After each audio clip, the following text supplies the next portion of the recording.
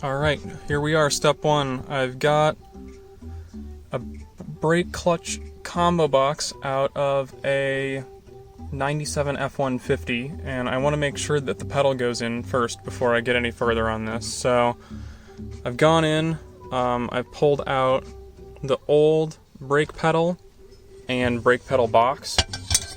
So you'll see there's you got your 4 bolts that go into the brake master, and then there's 2 that go up into the firewall here, so you can yank that out. In order to pull it out, I was trying to squirm everything past the steering column here, but I don't think I'm going to be able to make this work without pulling something else out. I was able to get all this componentry out, but I'm not able to get the new pedal in because it just keeps colliding with something.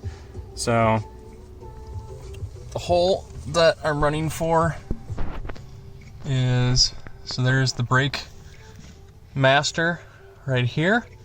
So it's going to go on there, and then there's just a little plastic plug that goes into this hole right here that lines up with where the clutch master is going to go. So I'm going to get to work here and check back. Alright, I figured before I go and rip anything else out, I might just try and yank the pedals out of the pedal box and then install them separately from each other. So gonna give that a shot first. Let me pull this clutch pedal off.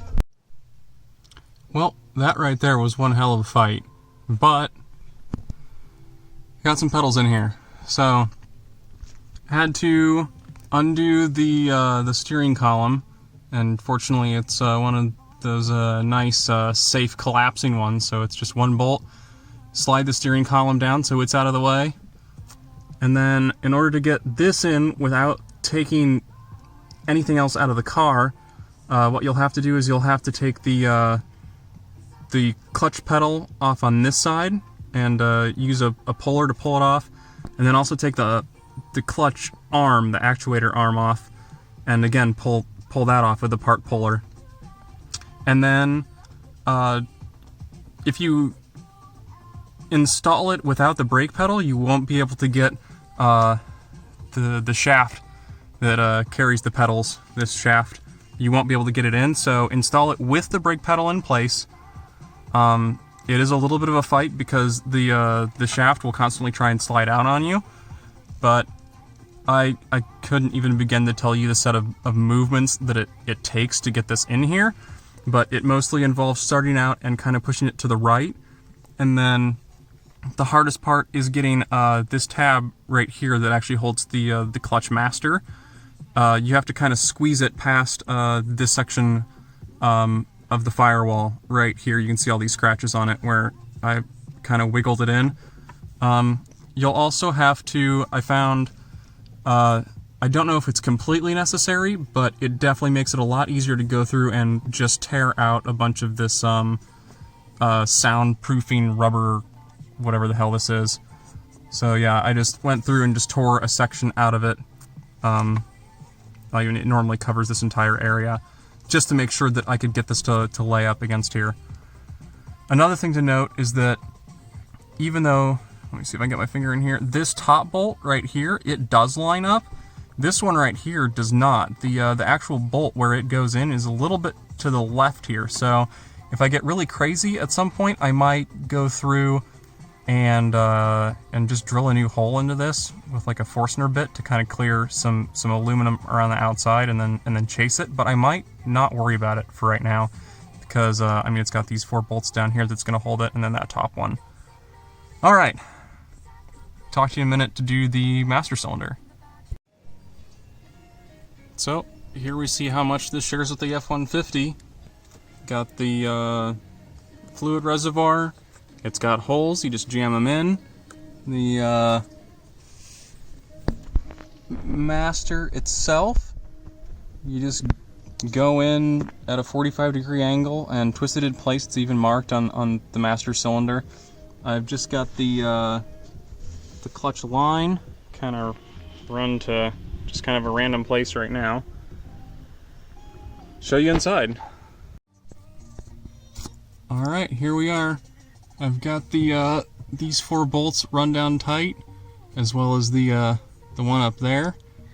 I've got the clutch pedal that's bolted back on the other end. You can't quite see it up there, but that was kind of a pain in the neck to get I had to use like an 18mm box wrench and just tighten it like 1/6 of a turn at a time, because I don't have any fancy tools.